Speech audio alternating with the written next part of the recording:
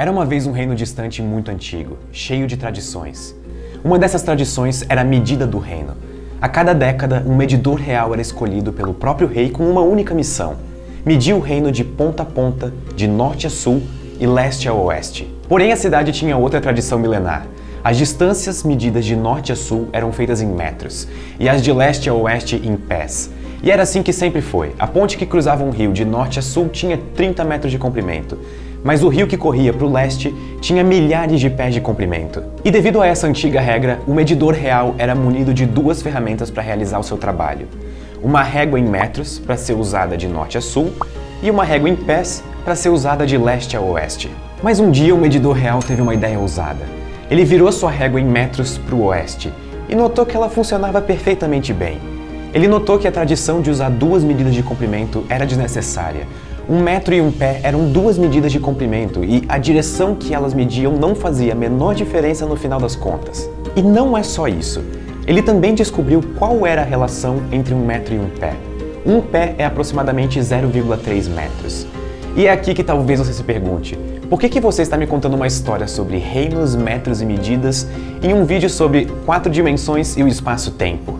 Porque esse medidor real era nada mais nada menos do que Albert Einstein. Eu tô brincando, ok, na verdade isso é no sentido figurativo. Mas Einstein, com a sua teoria da relatividade, nos disse basicamente a mesma coisa que o medidor real. Tempo, que nós medimos em segundos, e espaço, que nós medimos em metros, não são duas coisas separadas.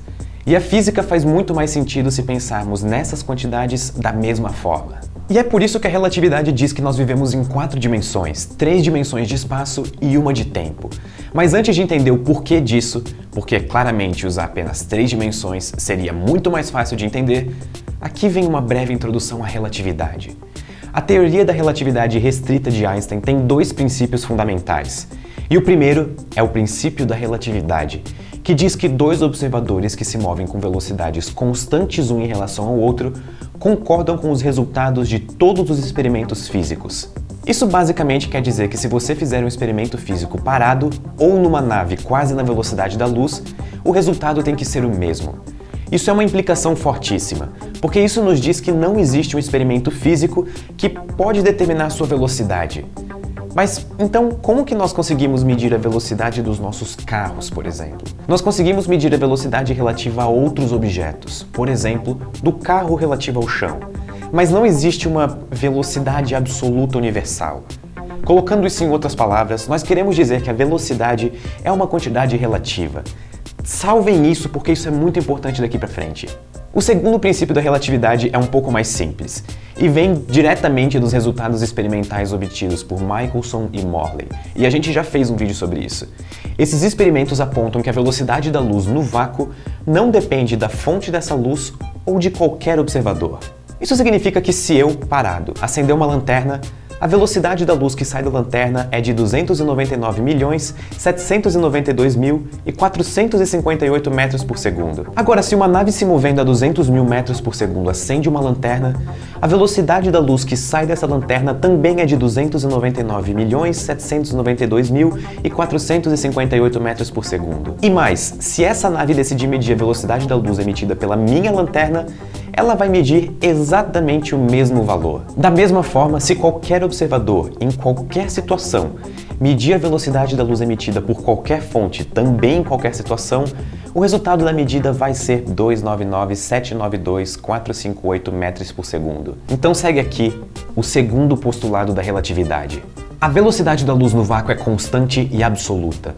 Ela não depende da fonte ou do observador. Percebam o seguinte: o primeiro postulado nos diz o que é relativo, a velocidade entre os corpos. Mas o segundo postulado nos indica o que é verdadeiramente absoluto, a velocidade da luz. Se eu e outras pessoas estamos em carros diferentes com velocidades diferentes, nós temos como medir essa diferença de velocidade. Mas se nós dois acendermos lanternas e tentarmos medir a velocidade da luz que está saindo dessas lanternas, ela vai ser a mesma para as duas situações. Não importa de que maneira nós façamos essa medida ou com que velocidade nós estejamos nos movendo.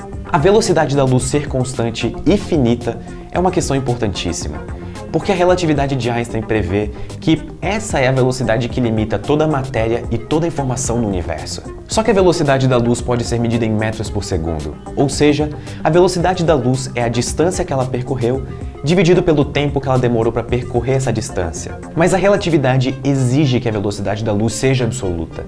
E aqui vem o pulo do gato. Para a razão de distância por tempo para a luz ser absoluta, distâncias e tempos não podem ser absolutas. Ambos precisam variar para que no final essa divisão seja uma constante. Vamos voltar ao clássico exemplo de um tripulante numa nave espacial se movendo muito rápido em relação a alguém parado na Terra.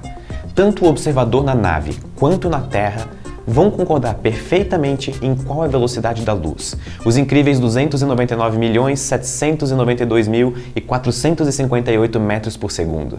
Mas eles não vão concordar em qual foi a distância que a luz percorreu, e nem quanto tempo ela demorou para percorrer essa distância.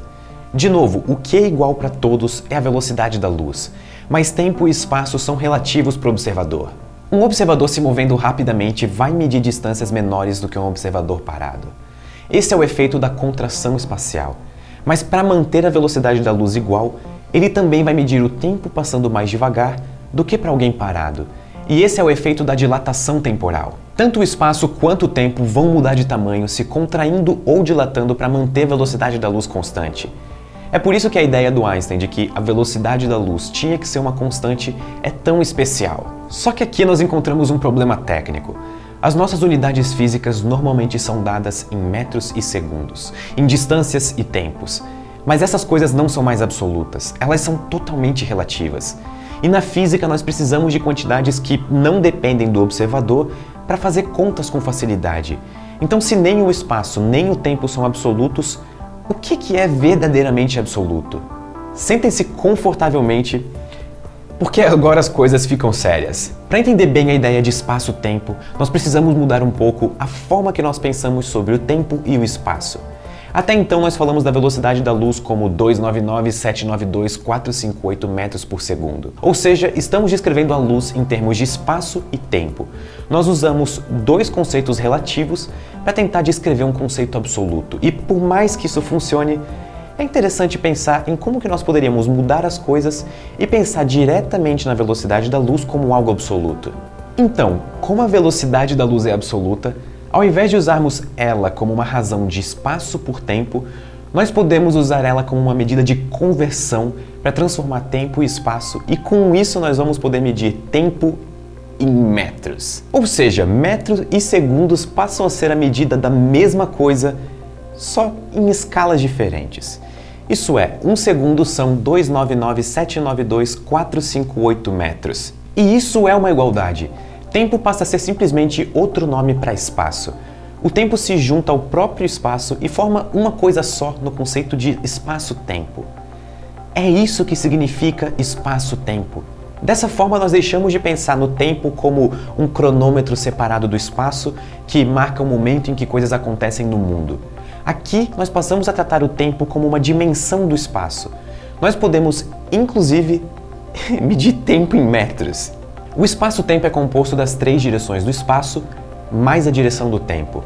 E nós podemos medir essas 4 direções, ou 4 dimensões, usando somente uma unidade, metro. Nós podemos agora nos perguntar como ficam os nossos conceitos usuais de distância e velocidade quando nós estendemos eles para esse raciocínio de 4 dimensões. Como são velocidades e distâncias no espaço-tempo? Como os conceitos mais básicos da física são tratados agora que nós temos 4 dimensões ao invés de 3 dimensões? Para a distância no espaço-tempo existe uma quantidade similar às distâncias usuais que medimos, só que no espaço. Essa medida de distância em 4 dimensões é o intervalo. O intervalo mede a separação de 2 eventos no espaço-tempo. Isso é, o intervalo leva em conta a distância espacial mais a diferença de tempo, medido em metros, de 2 coisas acontecerem. É basicamente uma medida de distância em 4 dimensões. E, diferente da distância usual em 3 dimensões, o intervalo é uma medida absoluta. Ou seja, suponha que aqui da Terra a gente observe 2 supernovas acontecendo. A primeira acontece de um lado da galáxia e depois de um ano, a outra acontece do outro lado da galáxia. Para nós, os 2 eventos estão separados pela distância da galáxia e por um tempo de um ano. Ou, medindo tudo em metros, as 2 supernovas estão separadas pela distância da galáxia no espaço, mais um ano-luz de distância no tempo. Agora, um observador se movendo próximo à velocidade da luz em uma nave próxima veria as duas supernovas explodindo muito mais perto uma da outra do que nós. E o tempo entre essas explosões seria maior que um ano para ele por causa da velocidade que ele está se movendo. Isso se deve ao fato de que o espaço e tempo por si só são relativos, como a gente já falou nesse vídeo. Lembre-se que espaço e tempo se contraem e dilatam dependendo da sua velocidade, com o único propósito de manter a velocidade da luz constante, independente do observador. Mas se tanto nós quanto o observador da nave calcularmos o intervalo, a distância em 4 dimensões, a gente vai ver que essa medida é a mesma para nós dois. Ou seja, distâncias no espaço-tempo são absolutas, e todos os observadores concordam com ela. É por isso que nós usamos espaço-tempo como um referencial, e também é por isso que nós ouvimos falar tanto em espaço-tempo. Em um universo cheio de coisas que variam, a única coisa que nós temos certeza é a velocidade da luz. Então faz muito sentido usar ela para nos orientar nesse gigantesco universo. Muito obrigado e até a próxima! Esse vídeo foi feito em parceria com o Centro Universitário Senac, que está com as inscrições para o vestibular 2020 abertas. Se você está pensando em seguir na área de engenharia, uma boa escolha seria fazer um curso que está sempre se modernizando e acompanhando as tendências de mercado, tanto com laboratórios de ponta e metodologia de ensino na prática. Se você quer estudar engenharia de produção, engenharia civil ou engenharia da computação, clique no link aqui embaixo, porque eu tenho certeza que você não vai se arrepender.